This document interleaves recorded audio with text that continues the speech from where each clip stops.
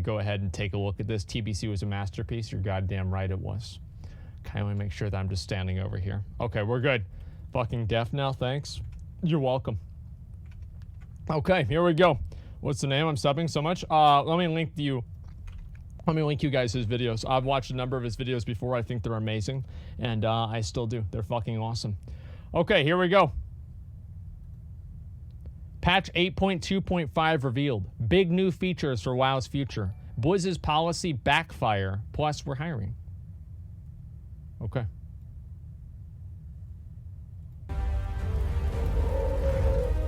Hey everyone, and welcome back to another Warcraft video. Well, against all odds, I survived PreachCon, and right as I arrived home, Blizzard announced the patch 8.2.5 PTR development notes, giving us a lot to talk about. I've also got another exciting bit of news. We're hiring. We are hiring a writer/researcher for our game industry news channel. So if you're interested in that, check out the link down below. We are interested in both local and remote positions. Really, it's about finding the right person. So check bellular.com/jobs. We don't have a Warcraft role just yet, but that's something that probably will change soon. And then, not to overburden you with housekeeping, but this is the last day for our current Patreon, which is Rogue. So for $25, you will get these guys. And if you're watching this on the 1st of August or later, August is Paladin month, where you get lovely. August is Paladin month. McCall, did you hear that? Sticker, and yeah, that's what's going on there. Exciting. Patreon's a massive help, and as you just saw by us having job roles,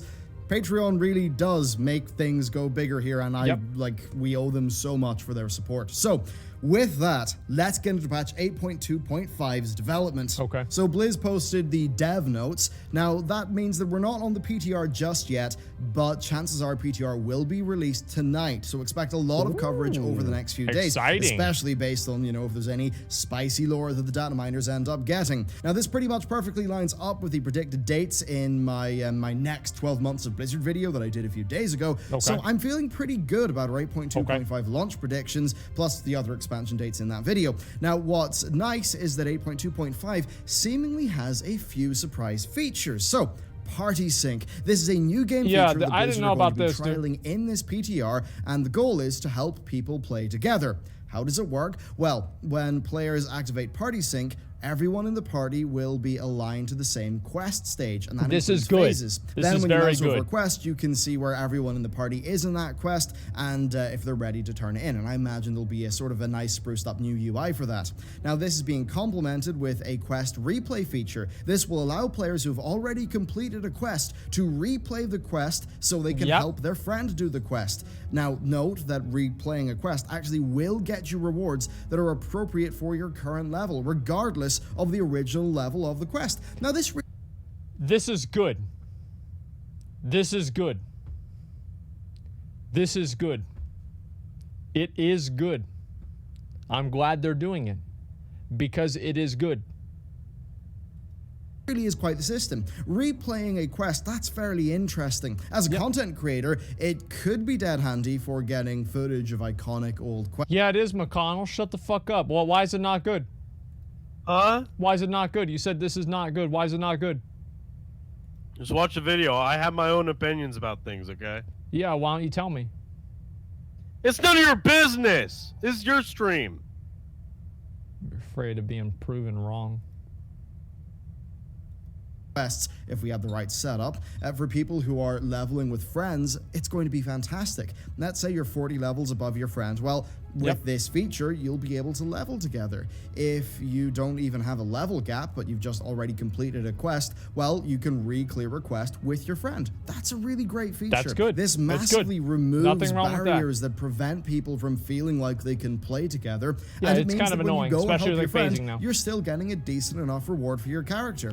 Right now, two of our artists over in the game studio, they are leveling up in WoW right now, and I talked about this feature to them. They're both really excited about it. So for endgame players, might not be great. For a silent, large number of players, this and Party Sync will be really quite massive. Now, sure, they're both rather odd gamey features. I think they could work out really well for the modern game, though. I don't think these would be at all a good idea for WoW Classic, of course, but that's fine. Classic exists, and Classic and Modern WoW are clearly very different games. That's a big There are some other angles to this. So first, if you can replay quests, could you just not find the ideal set of like 12 quests in a particular zone and just grind them out again and again and again? Well, from my read of Blizzard's post, you would actually need another player to be there who has not done the quest in order for you to be able to replay it. And you couldn't progress in a quest chain unless the other character is progressing like with the character you're trying to power level. That actually makes sense. So in order to consistently complete the same quest hub over and over again,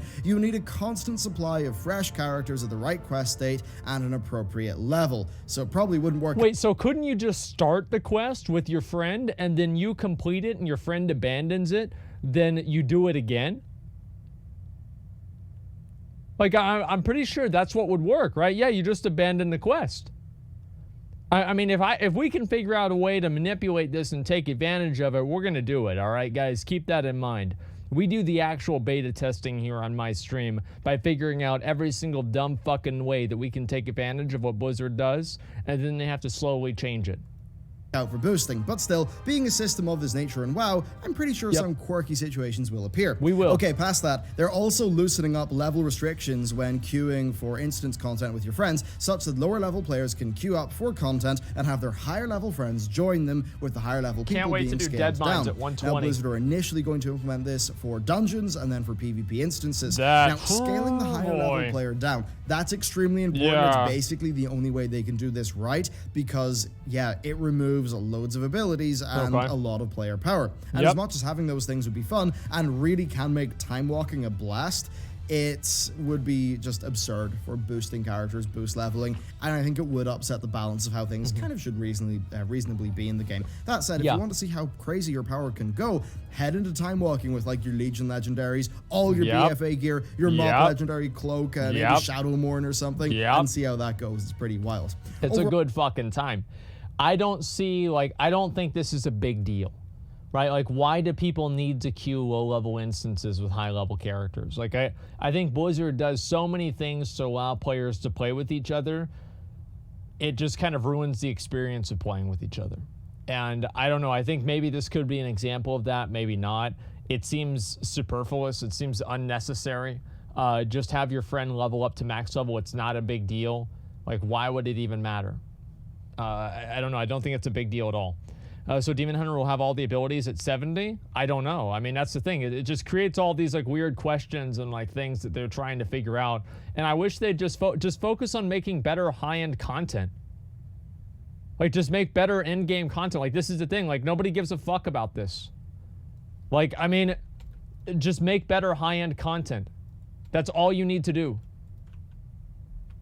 Although, I think this is a fantastic feature. If your newbie friend wants to run Deadmines, you can go in there and be a tank and tank with them. This could really help experienced players onboard their friends and give them a real, proper World of Warcraft gameplay experience, which is really great for how modern WoW is designed. Again, I don't think this would fit Classic. I mean, it is the case that, yeah, if you can play with your existing friends, you don't need to make new friends. Now, that could be fine for getting your new friend to play Modern WoW with you, because Modern WoW is not particularly good at naturally forming friends out of necessity in the same way that Classic was able to. Very true. But in Classic, it is right that if you want to do Deadmines, you should have to find other players in a similar situation to do it with, because I think Bellular got a lot of accusations that people wanted the same changes in Classic WoW as they do in BFA. I mean, I don't think that, like, okay, I can cube Deadmines at 15, like, I just feel like Blizzard, they're spending so much fucking time on doing this. Why don't you make another mage tower? Why don't you make a fucking dungeon? Why don't you do a better system with PvP gear? Why don't you do something that people fucking care about? And rather than try to focus and fixate on some dumbass bullshit that nobody gives a fuck about. Like, I want to see some new, better content rather than some other different way for me to do Deadmines with my non-existent fucking friends.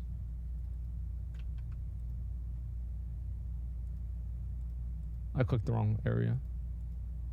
You don't need to make new friends. Now, that could be fine for getting your new friend to play Modern WoW with you, because Modern WoW is not particularly good at naturally forming friends out of necessity in the same way the Classic was able to. But in Classic, it is right that if you want to do Deadmines, you should have to find other players in a similar situation to do it with. Absolutely. Because that's just how the social bonds of that game work. Absolutely. Now, staying with the social theme of the 825 dev notes, I concur. Recruit a Friend is returning in this patch. So, Blizz recently removed the system, and this new one is their plan, and it basically just seems to be old Recruit a Friend plus Scroll of Resurrection mixed together. We don't have the details just yet, but it just seems to be a more slick version of what you already know, seemingly without the experience boost. They did not mention that. Now, experienced players can recruit friends to the game using a shareable link that will connect you to each other, and whenever the recruited player buys game time, you will get rewards. For each month they have game time, you will earn pets, mounts, game time, and more, with the rewards unlocking per month and scaling with how many months the other person has subscribed to the game for.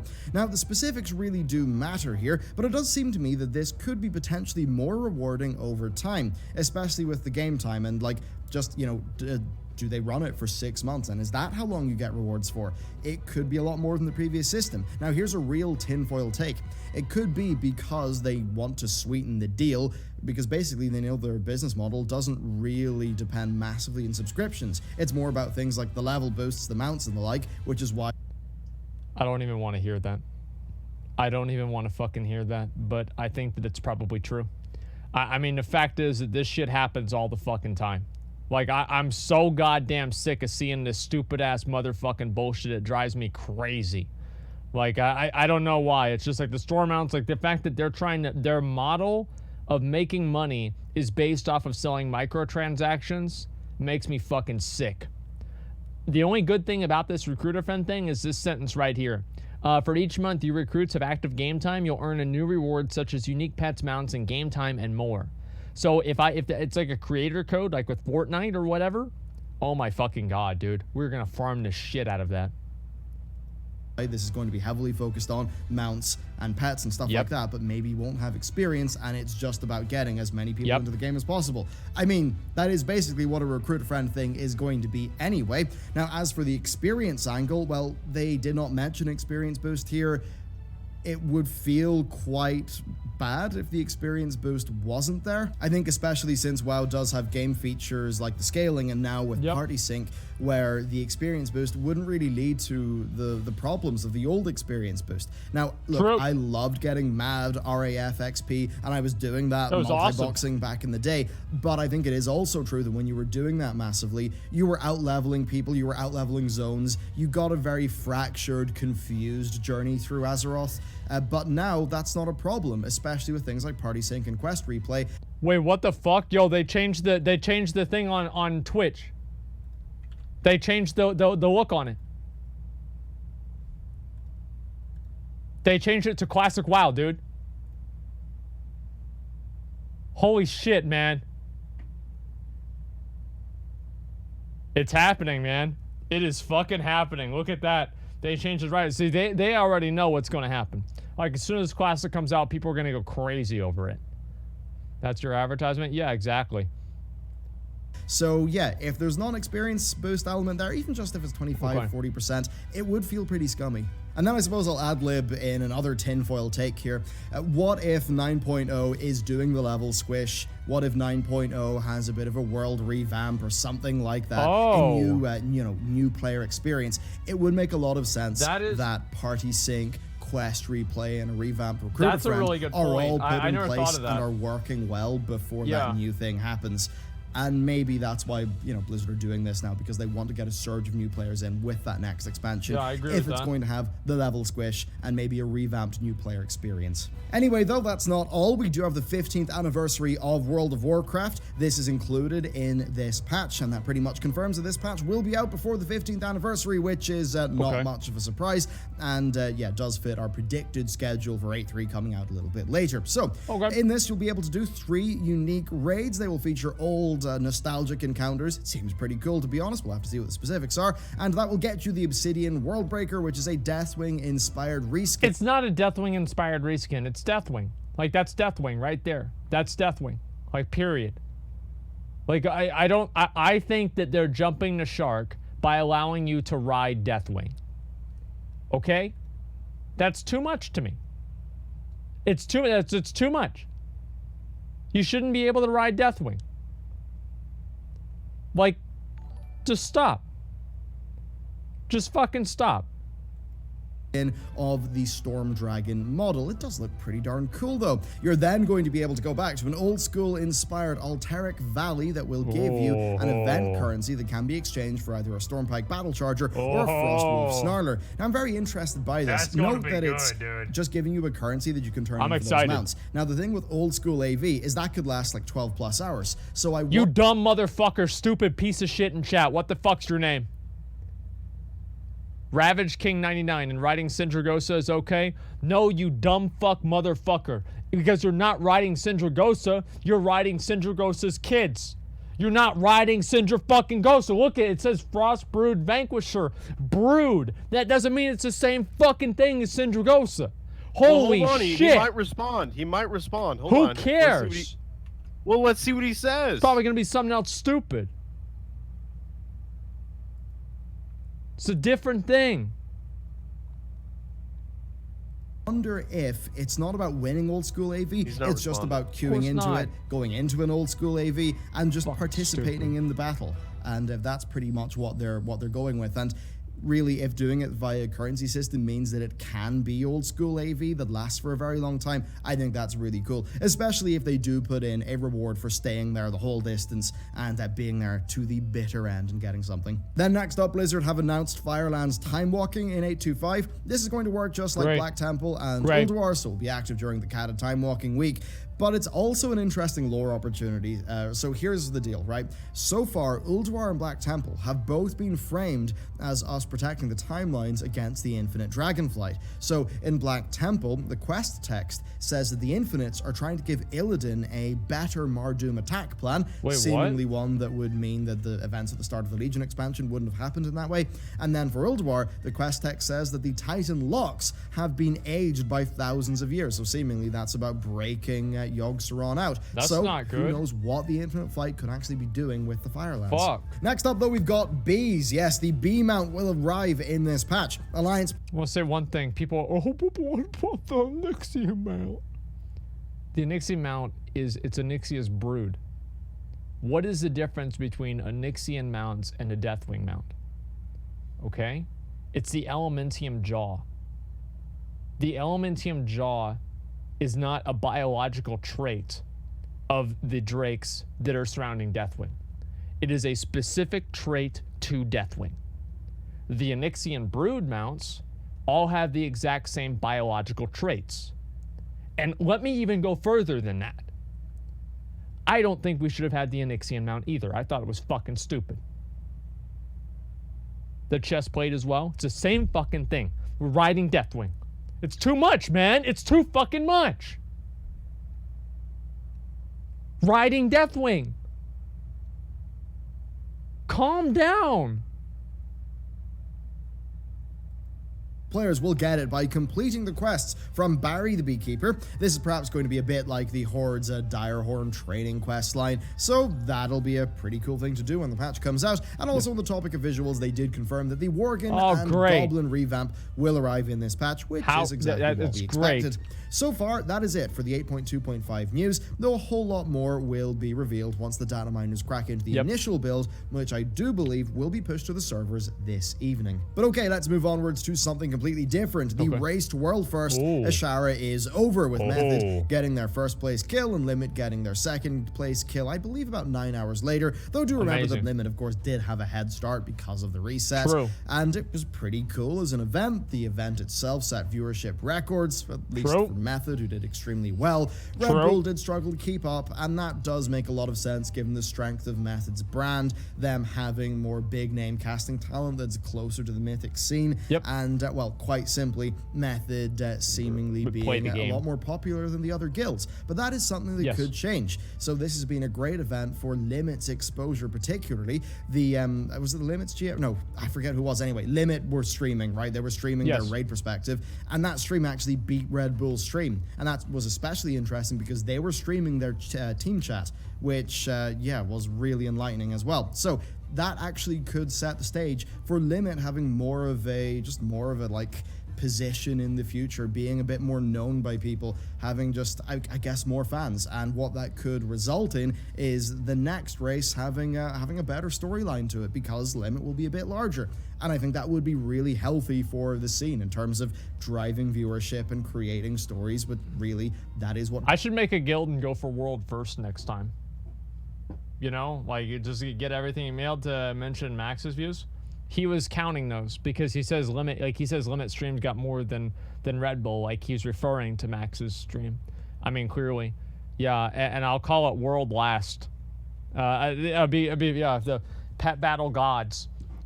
But no, I don't know, man. Like, I hope he talks about the drama. You don't have the patience to go for Real World first? Of course not. No, I'd rather do better things with my time. Drives esports. Although still being real, I do care about World of Warcraft as an MMORPG, not as an esport. So I think that's an important... Neither does Blizzard. That's why they've let Arena languish and fade into irrelevance by implementing features into the game and items into the game that make the matches boring and take forever.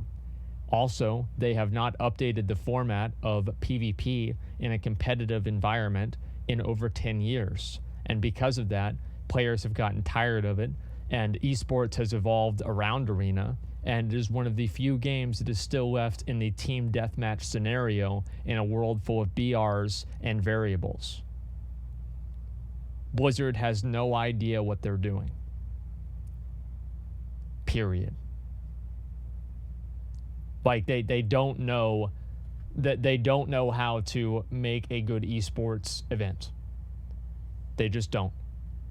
If they did, the WoW PvP viewers would be more than 10,000.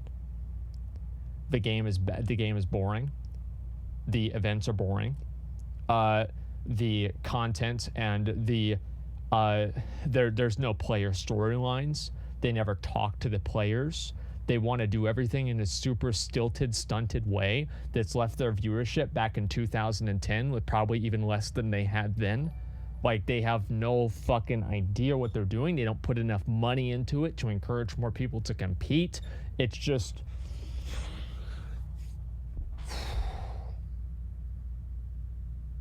Listen. I've got some things coming, guys. I've been having meetings at night, hours a day. We're going to fix this. We're going to solve this problem. All right? Might take a little bit of time, but we're going to solve this problem. Disclaimer for me to give. Anyway, next, the Titan Residuum Lottery. Oh, this was strange. Blizz noticed that the Azerite shoulder tokens were not generating the mantles of ceremonial ascension and fastidious machinations. Now, this was fairly big because the cloth shoulders were incredibly strong. Hey, you son of a bitch! You just tamed my fucking mount! Hey! That was my fucking mount! You took out the fucking piece of shit! It took me 15 minutes to wait for this goddamn fucking mount. You just got it? Oh no, you're gonna have to watch another video. What will you do? Well, I could watch another video anyway and get the mount at the same time. What a dick sucker. For priests. Now, this led to Blizzard refunding priests, but very strangely, not refunding other people, even though it still was a pretty good item for many of them. Okay. According to GM Tickets, the dev team had decided on the priest refunds, and that seemingly is because it was BIS for the priests. Mm-hmm. Now, I understand the logic there, but this is perhaps why you don't have developers being involved in customer service decisions. A dev can be right and, basically, in effect, be wrong.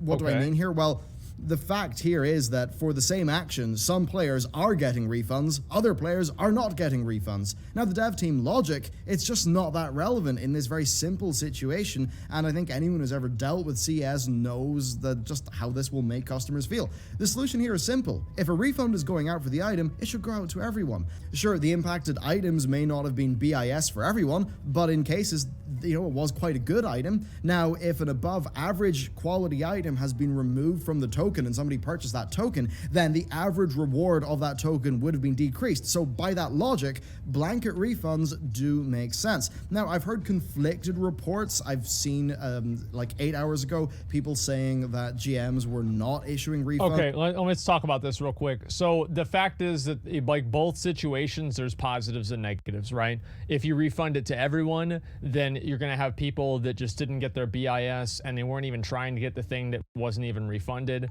and now they're just rolling it again to try to take another shot at the lottery, and that kind of gives them a bit of an unfair advantage.